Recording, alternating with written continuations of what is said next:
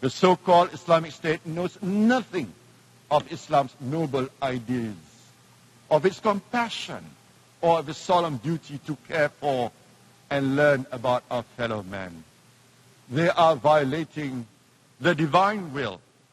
They are desecrating the name of our religion to their self-proclaimed caliphate, to which no true Muslim will pledge allegiance.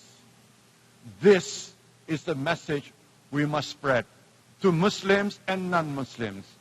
And I call on the Ummah to rise with one voice and let the world ring when we say to IS, you do not represent us. Ucapan yang amat berhormat Datuk Seri Najib sewaktu sesi debat di Perhimpunan Agung Pertubuhan Bangsa-Bangsa Bersatu di New York, itu sebenarnya merupakan satu penegasan tentang pendirian kita, Malaysia, dan juga pendirian dunia terhadap keganasan dan khususnya IS. Dan itu juga membuka tirai Selamat Pagi Malaysia langsung dari studio Dewan Kasapuri Kuala Lumpur bersama-sama saya Hezri Rahil. Dan saya Sofia Fia. Dan pastinya pada pagi ini, awal pagi ini kita akan mulakan dahulu dengan melihat sedutan atau melihat kembali apakah maksud tegasan Perdana Menteri Malaysia kita. Dan selepas ini kita akan bercakap pula dengan rakan sekerja kita, Ismail, yang akan memberikan lebih banyak informasi ataupun pandangan orang ramai tentang sedutan sebentar tadi. Temu bual bersama-sama dengan Profesor Datuk Dr. Shatta Sabran, pakar sosial dari Universiti Putra Malaysia. Reaksi beliau terhadap ucapan Yang Amat Berhormat Datuk Seri Najib bersama-sama dengan Ismail. Saksikan. Baru-baru ini Yang Amat Berhormat Perdana Menteri Datuk Seri Najib Tun Abdul Razak diberikan penghormatan untuk menyampaikan ucapannya sempena dengan Perhimpunan Agung Pertubuhan Bangsa-Bangsa Bersatu ke-70 di New York. Keamanan, anti keganasan dan isu pelarian antara isu yang disuarakan oleh beliau dalam ucapannya itu. Untuk kita mendengarkan respon berkenaan ucapan yang telah disampaikan, kita bersama dengan Profesor Datuk Dr.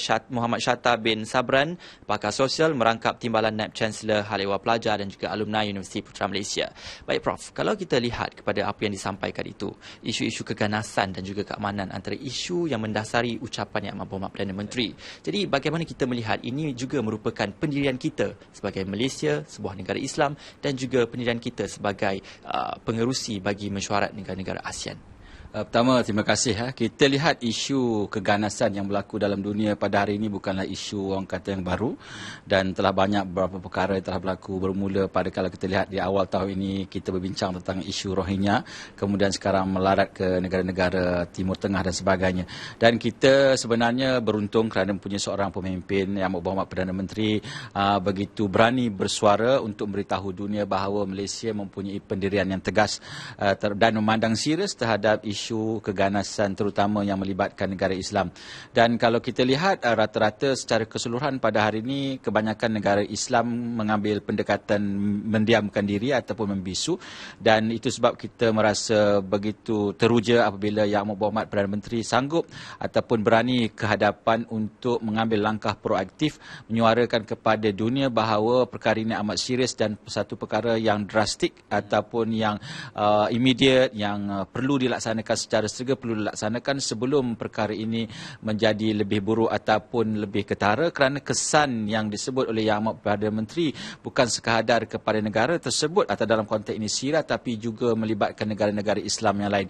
Jadi kalaulah perkara ini tidak diambil tindakan secara segera ataupun menyuluh pada ketika ini, kita khawatir sebagai sebuah negara Islam, kita khawatir perkara ini akan merebak ke negara-negara lain, dan secara umumnya ke perpaduan dalam kalangan negara Islam akan juga menjadi rosak, dan yang lebih-lebih penting lagi keamanan dunia akan tergugat. Kerana kalau kita lihat peperangan ataupun konflik yang berlaku di Timur Tengah pada hari ini, dia tidak berhenti di situ saja, dia akan melarat ke negara-negara lain, dan itulah yang dikhawatirkan oleh negara kita sebagai salah sebuah negara OIC dalam dunia ini. Dan juga Yang Amat Berhormat Perdana Menteri juga mengutuk keras kekejaman rejim Zionis dan terhadap penindasan serta pencerobohan mereka. Dalam hal ini, bagaimana kita sebagai sebuah negara Islam boleh juga mengetuai negara-negara Islam yang lain untuk melakukan ataupun mengatakan tidak kepada sebarang bentuk keganasan? Sebenarnya keganasan yang dibuat oleh rejim Zionis ini bukan satu perkara baru. Kalau seingat saya sudah hampir 50 tahun lebih. Tetapi yang amat menyedihkan kita adalah negara-negara jiran. Sana seolah-olah tidak mengetahui ataupun mengambil tidak kisah apa yang berlaku kepada negara jiran mereka. Itu sebab saya rasa negara Malaysia sebagai salah satu anggota dalam OIC mengambil tindakan proaktif, dan apa yang kita harapkan daripada ucapan yang amat berhormat Perdana Menteri itu dapat menyedarkan rakan-rakan negara Islam yang lain, terutamanya yang berdekatan dengan negara Palestin umpamanya, ataupun negara-negara yang berada di persekitaran Israel, mengambil langkah proaktif untuk mengelakkan perkara-perkara yang tidak diingini. Kerana kalau kita menggunakan logik akal sendiri pun, kalau seluruh negara-negara Timur Tengah ataupun negara-negara jiran Israel itu dapat bersatu padu untuk mempertahankan negara-negara yang diceroboh oleh negara Israel, saya pasti perkara yang kita lihat pada hari ini tidak berlaku. Tetapi apa yang berlaku sebaliknya, perpecahan demi perpecahan berlaku dalam kalangan negara-negara Arab terutamanya. Itu sebab saya melihat ucapan yang amat berhormat Perdana Menteri ini untuk menyedarkan kita perpaduan itu penting untuk kedamaian dan keharmonian dalam negara ini ataupun dalam dunia. Dan juga peranan kita dalam usaha untuk membantu khususnya dalam isu-isu pelarian. Bagaimana Prof melihat ini sebagai satu lagi daripada cara negara kita bagi membantu dalam segala misi ataupun bantuan kemanusiaan yang telah pun dirangka dan dilaksana? Saya lihat dalam konteks ini Malaysia selalunya dan memang terdahulu dalam konteks ini. Kita tidak menunggu negara-negara lain ataupun negara-negara Islam yang lain mengambil tindakan. Selalunya Malaysia dalam pelbagai aspek kita merupakan pemimpin ataupun we are leading the issue.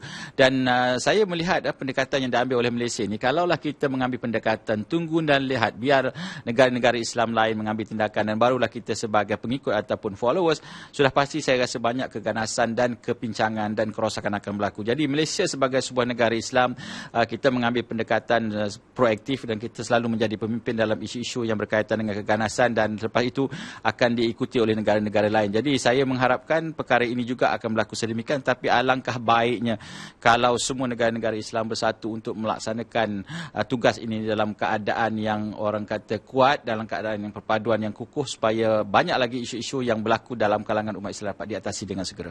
Okey, baiklah Prof, itu dia pandangan dan juga respon berkenaan ucapan Yang Amat Berhormat Perdana Menteri sempena Perhimpunan Agung Pertubuhan Bangsa-Bangsa Bersatu, Profesor Datuk Dr. Muhammad Shatta bin Sabran, pakar sosial merangkap Timbalan Naib Chancellor Hal Ehwal Pelajar dan juga alumni Universiti Putra Malaysia. Baiklah, apa yang penting dalam hal ini, kita sebagai rakyat Malaysia mestilah bersatu hati dan juga sama-sama seperti mana yang telah pun digalakkan oleh Yang Amat Berhormat Perdana Menteri untuk kita menentang keganasan dan juga untuk kita menyokong keamanan. Teruskan bersama Selamat Pagi Malaysia. Penjenayah tanpa negara ataupun IS memangnya tidak mewakili sebarang negara Islam serata di dunia, dan pastinya Perdana Menteri kita memberikan satu statement ataupun penjelasan yang kukuh dan kuat mewakili semua warga Malaysia sendiri. Selain daripada maksud tersurat yang jelas boleh kita fahami, ya, ada isu-isu ataupun perkara-perkara yang tersirat yang juga perlu kita perhalusi dan kita aplikasi dalam kehidupan kita, ya, kerana kita menentang keganasan, kita menentang kezaliman, kekejaman, ya, dan ada kalanya kezaliman dan kekejaman itu tampil dalam bentuk yang halus tanpa kita sedari. Walau bagaimanapun kita lihat dengan minda yang terbuka, mata yang terbuka dan hati yang terbuka. Lebih positif. Lebih positif. Sentiasa positif. Yes.